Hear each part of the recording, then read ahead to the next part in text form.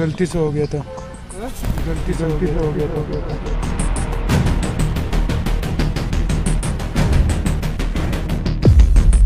लखनऊ के आशियाना इलाके में पेश आने वाला ये वाकया महज एक कत्ल की खबर नहीं रहा, बल्कि एक सवाल बन चुका है जो गुस्से, खामोशी और एतमाद पर खड़ा है।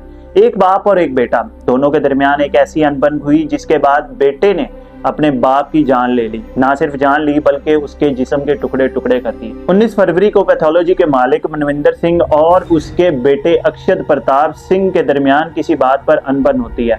पता चलता है कि ये अनबन पैसों को लेकर थी और 50 लाख का मामला था। दोनों के दरमियान अनबन इतनी शदीद हुई कि हाथापाई तक बात पहुंच गई। इसके बाद जो मनिंदर सिंह है उसने अपनी लाइसेंस याफ्ता राइफल उठाई और अपने बेटे अक्षत पर तान दी। लेकिन कुछ ही देर बाद उनका गुस्सा ठंडा हो जाता है। वो अपनी राइफल साइड पर रखते हैं और अपने कमरे में जाकर सो जाते हैं। सुबह तकरीबन 4:30 बजे के करीब जो अक्षत है वो गुस्से की आग में जल रहा था। वो वही राइफल उठाता है और जाकर अपने बाप की कनपटी पर चला देता है। राइफल की आवाज सुन के उसकी छोटी बहन कमरे में आती है, जिस पर अक्षत उसे कहता है कि तुम इन सब से दूर रहो, मैं सब कुछ संभाल लूंगा।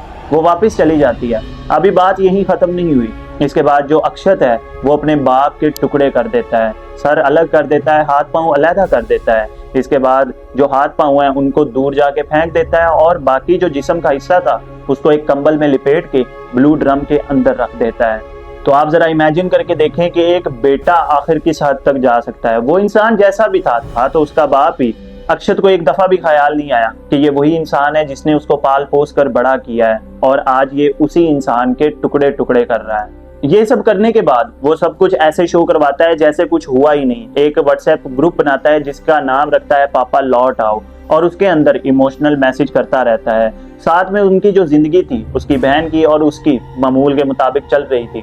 उसी तरह रिश्तेदारों से मिलना, उसी तरह स्कूल जाना, खाना पीना, सब कुछ वैसे ही हो रहा था जैसे पहले हुआ करता था।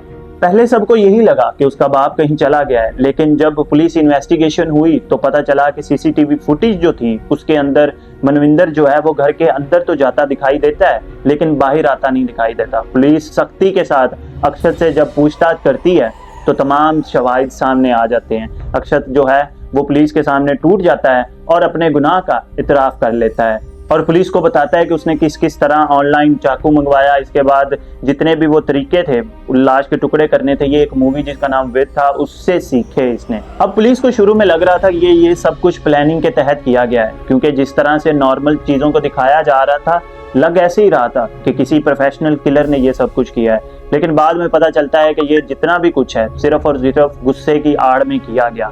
अक्षत जो है वो अभी पुलिस की हिरासत में ही है, उसको जेल के लिए रवाना कर दिया गया है। इसके अलावा मोहल्लेदारों और आस पड़ोस का कहना है कि सब कुछ इनके दरमियान नॉर्मल ही लग रहा होता था, एक आम सी फैमिली लगती थी, लेकिन उनके अंदर एक ऐसा कोई गुल खिला जाएगा किसी ने कभी नहीं सोचा। अक्षत की मां एक अरसा पहले ही चल बसी थी। कई लोगों का यह भी कहना है कि उसकी मौत पर भी इन्वेस्टिगेशन होनी चाहिए।